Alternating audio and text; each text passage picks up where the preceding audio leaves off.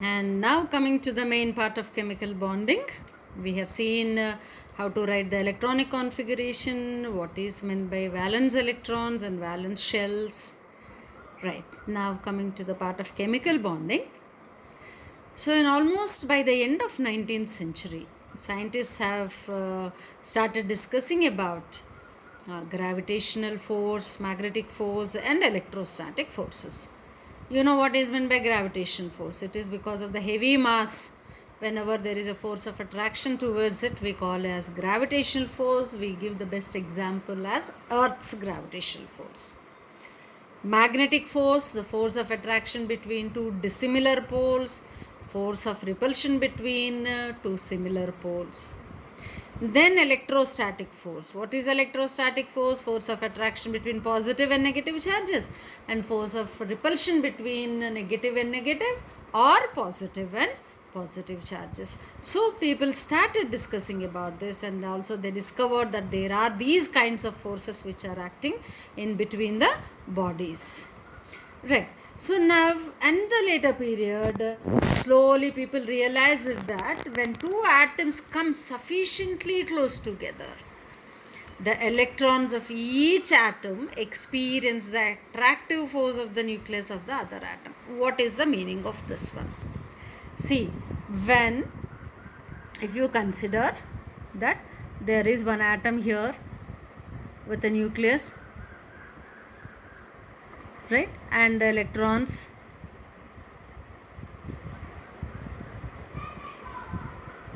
okay, and there is another atom with nucleus, and then the electrons,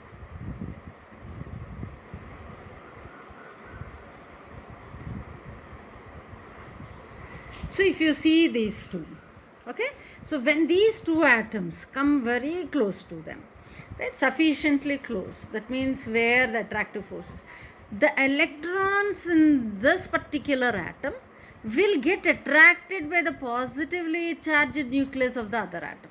Similarly, electrons in this particular atom will get attracted by the positively charged nucleus of this atom. That means there is a force of attraction. There is a force of attraction between the electrons of one particular atom and the nucleus of the other atom. So, in both the cases, in all the directions, right? So, this kind of attraction prevails. As well as there is also a repulsion between the two nuclei, because these are two positively charged, as well as there is a repulsion between the electrons that are there in the orbits. So electron repulsion is there, and nucleus repulsion is there, as well as the force of attraction between the electrons and the nucleus of the other atom. Electrons and the nucleus of the other atom also existed.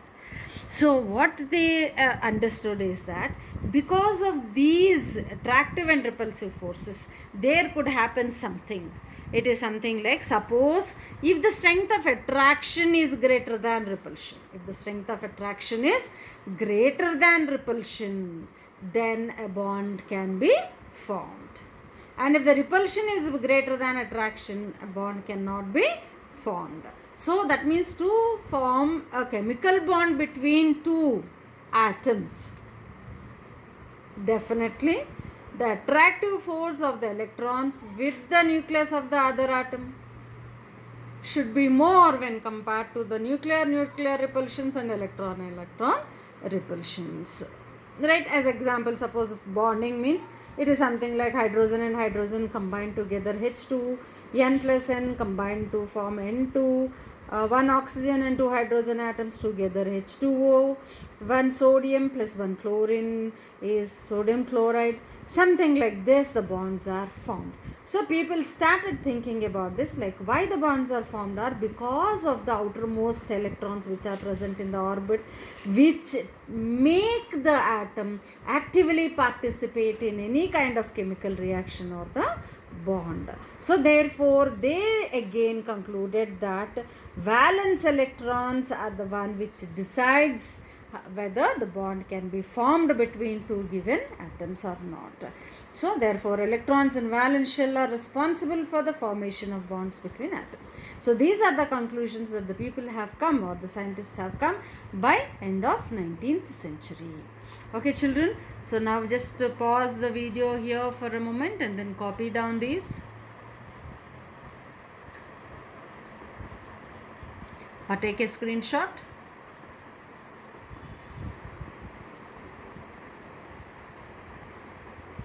And then finally this one.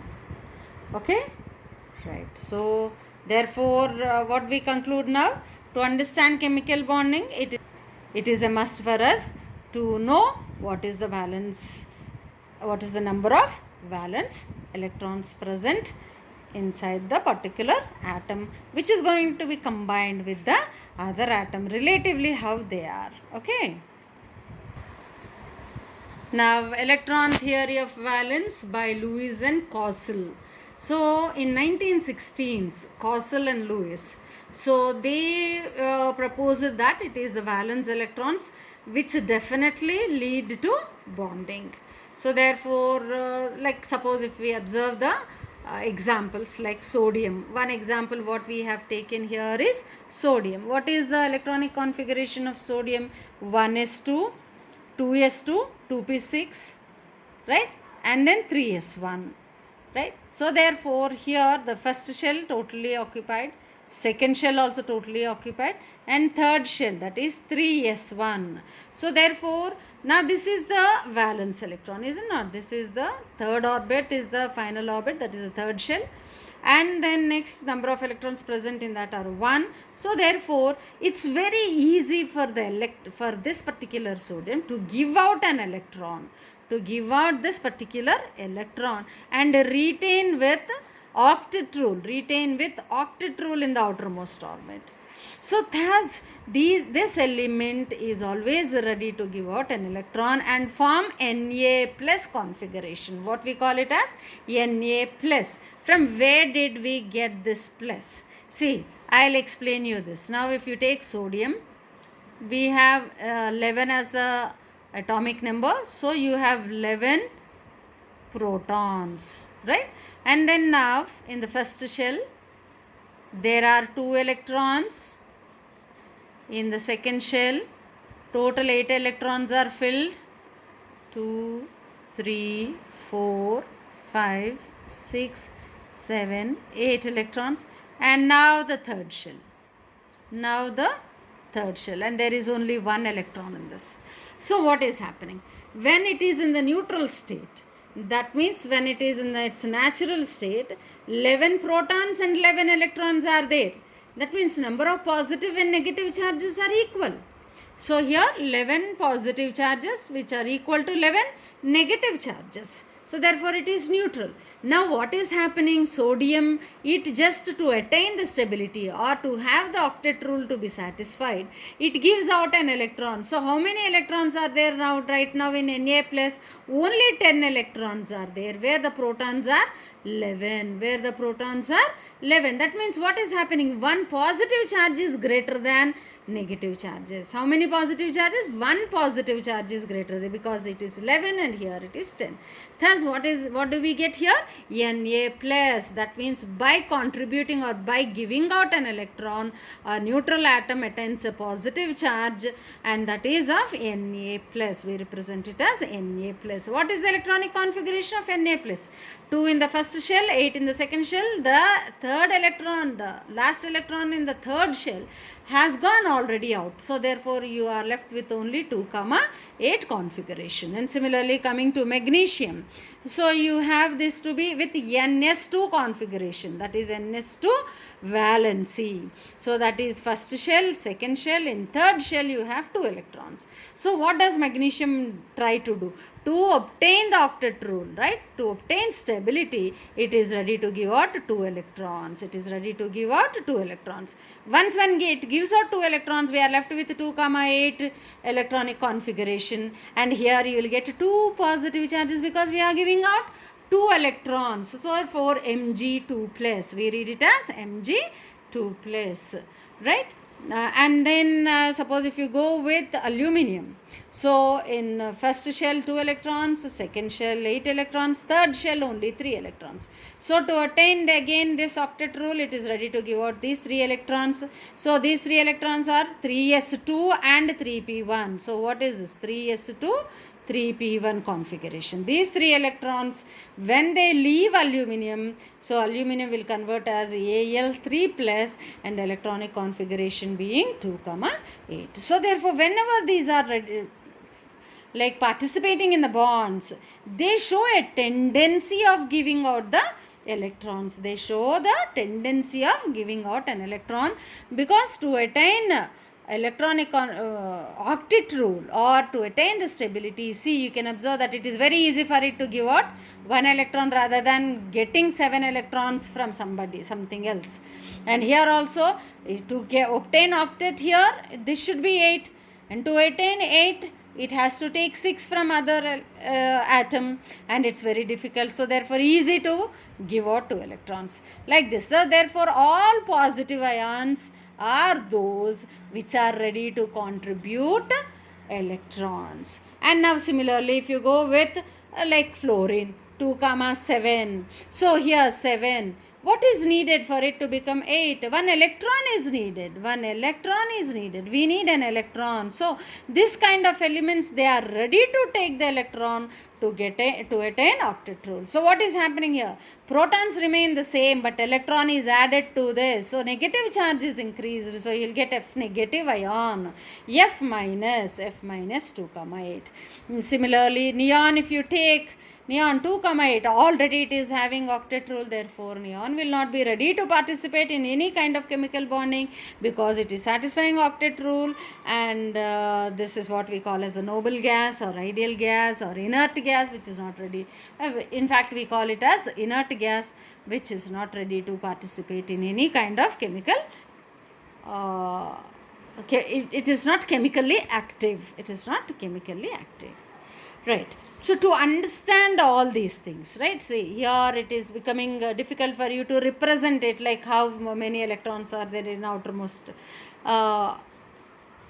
orbit of an atom. So Lewis, he proposed a dot structure, which makes your job very easy, our job very easy in understanding. Suppose if you take neon, the same example here, 8 electrons are there in outermost. So this is how the dots represent the electrons here. So there are 8 electrons, 2 electrons on 4 sides of the neon. And suppose if you take fluorine, you have 7 electrons, right? See, you can see that 3 2s are 6 plus 1 7. And if you take hydrogen, there is only 1 electron in the outermost orbit. If you take oxygen, you have 2 plus 4 6 electrons in the outermost orbit. So therefore 2 plus 2 4, 4 plus 2 6 electrons. So this is how the Lewis dot structure helps us, instead of writing all the details like this. So pictorially it helps us, like in a picture form or in a diagram form, it gives us the information of how many valence electrons are there in each particular atom, which is going to take part in any bond.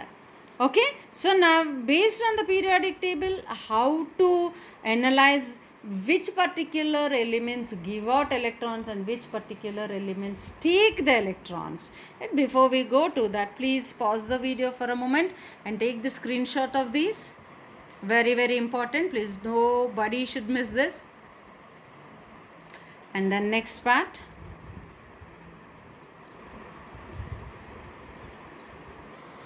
Yeah, now observing in the periodic table, you have first A group elements. All 1A group elements, they have a valency of ns1, is it not? ns1 valency. That means, so first orbit, second orbit, third orbit, but each orbit like S, this is always S orbital, like S having only one particular electron in this one. So therefore it is having an electronic valency of 1. So it is having only one electron in its outermost. That means the whole group, first group is having only one electron in its outermost orbit. So what it will do? Obviously it will be ready to give out that electron and attain stability. So thus these are the groups, that means 1, 2, these are the groups which are ready to give out the electrons. And when you come to this one, here this is satisfying, the last group is satisfying the octet rule, and just before group the last orbit will be having 7 electrons in this, so it cannot lose all the 7 electrons. It will be ready to take an electron. So this particular thing, that means halogens will be ready to take an electron, whereas alkali metals will be ready to give out an electron. So usually whenever you talk about like simple bondage between the atoms, and alkali metals give out one electron, and halogens will be taking 1 electron.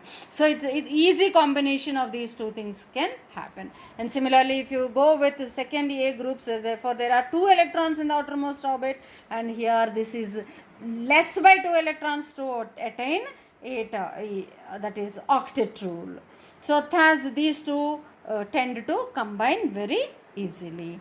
So this is how we can understand from the periodic table which particular elements are ready to give out the electrons and which particular elements are ready to take the electrons in order to form a bond.